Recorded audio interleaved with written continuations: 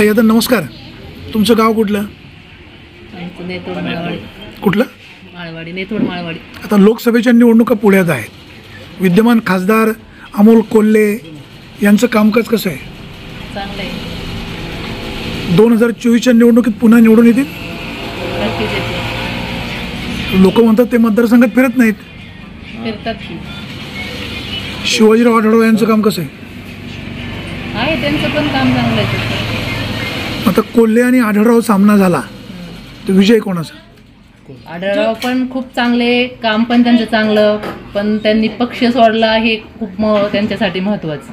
त्यांना पक्षातनं काढलं ना. मला दुसरं जे शेतकऱ्यांसाठी लढेल ना, जे गरीब जनतेसाठी लढेल तो पण निवडून येण्याचा प्रयत्न होईल, नाही का? शेतकऱ्यांसाठी कोण लढतंय? आता सध्या तर अमोल कोल्हे. अमोल कोल्हे विजय होणार? नक्की. शेतकऱ्यांसाठी लढले तर नक्की होणार. ताई तुम्हाला काय वाटतंय? तेच वाटतंय. अमोल कोल्हे विजय होणार?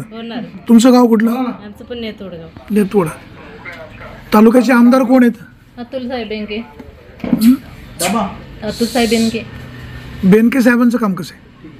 बेनके साहेबांचं आहे जेमतेम बरं आहे. तसं समाधान नाही एवढं तर काही खास समाधानासाठी नाही, कारण आता कांदा जो प्रश्न होता का नाही शेतकऱ्यांचा मेन, आमच्या इकडच्या शेतकऱ्यांचा मेन प्रश्न कुठला आहे? कांदा प्रश्न.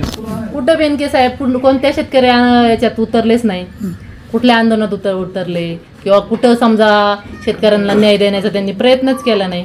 आज मोर्चा होता आपल्या जुन्नरच्या पायथ्यापासून, पण ते पण तिथं नव्हते ना कार्यक्रमामध्ये. नंतर पुण्यामध्ये होता कार्यक्रम, तिथे पण नव्हते. आम्हाला जे देत आहे ना सरकार, जे आम्हाला म्हणतं ना तुम्हाला मोदी साहेबांनी जे पॅकेज देतं 12,000 देतात महिन्याला, ते 2-3 महिन्यांनी समजा 2,000, आम्हाला ते नकोय. आमच्या मालाला आम्हाला फिक्स भाव द्या. कांद्याला कमीत कमी 25 रुपयाच्या वर भाव दिला ना, आम्हाला हे भीक मागितल्यासारखे देता तुम्ही 2,000 3,000. यापूर्वी ते पण मिळत नव्हते ना.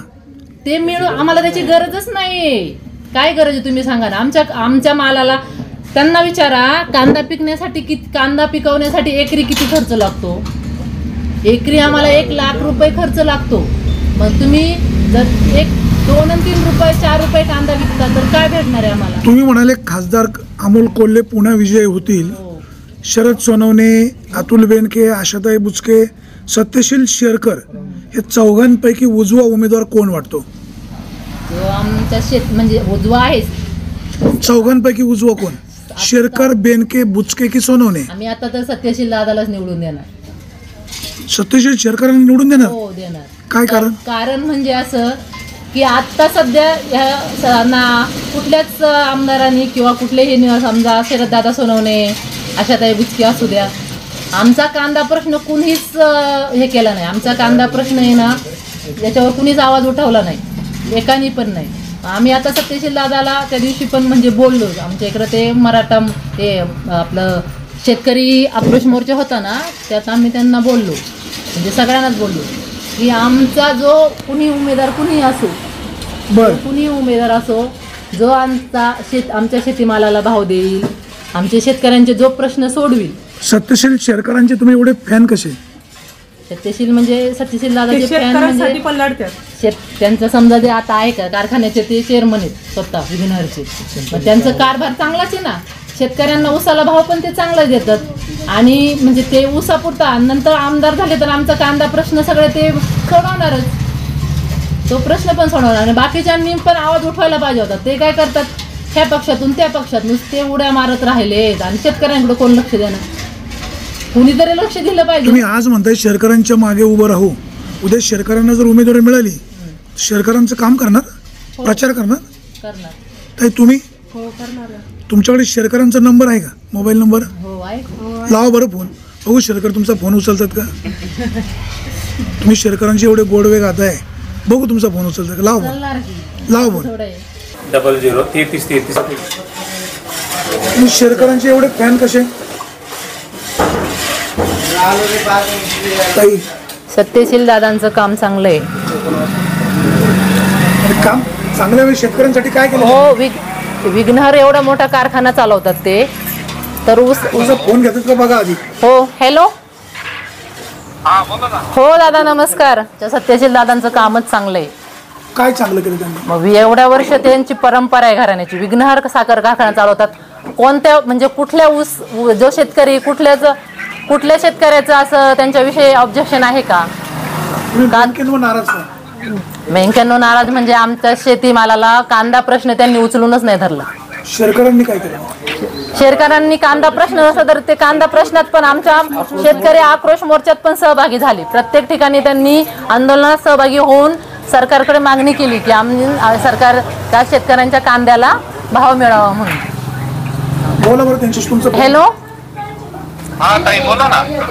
हो दादा, आमचे भावी म्हटलं आमचे भावी आमदार आहात तुम्ही. धन्यवाद धन्यवाद ताई. काय म्हणता ताई, फोन ते केला? वाणी साहेब म्हटले का ते सर्वसामान्यांचे फोन उचलतात का, तुम्ही लावून पहा म्हणून मी लावलेला. हो नाही नाही आहे ना ताई. हो मग हो. चालेल. हॅलो. हा दादा नमस्कार. हा नमस्कार ताई. कसे आहात? हा. हो ठीक आहे. मला वाटलं काही काम आहे. नाही आम्ही तुमच्याविषयी बोलत होतो ना, तेव्हा ते बोलले का कॉल उचलत घेतात का नाही का सर्वसामान्य माणसांना, तेव्हा कॉल केला. दादा आम्ही तुमच्या पाठीशी आहे, पण आमच्या सर्व शेतीमालाला भाव मिळाला पाहिजे. हा. हो, आमचा कांदा प्रश्न आमचा पूर्ण महाराष्ट्रातला सर्व कांदा प्रश्न मार्गी लागला पाहिजे.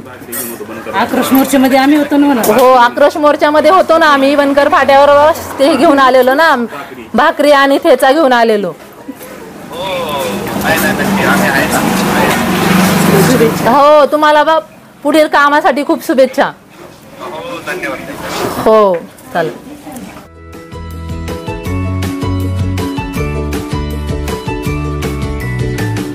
बातम्या शेतीच्या,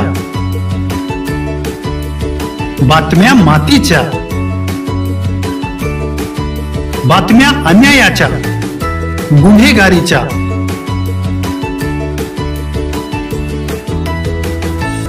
राजकारणाच्या आणि समाजकारणाच्या,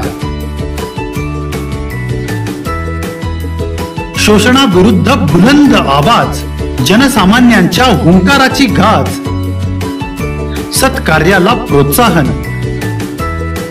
दुष्कृत्याला अनुशासन, निर्भीड, निस्पृह, सडेतोड, बेधडक आणि रोखटोक म्हणजेच विघ्नहर टाइम्स. शोध बातमीचा, ध्यास सत्याचा. आपलं चॅनल, आपली बातमी. सबस्क्राईब तर कराच, पण बेल आयकॉनवर क्लिक करायलाही विसरू नका.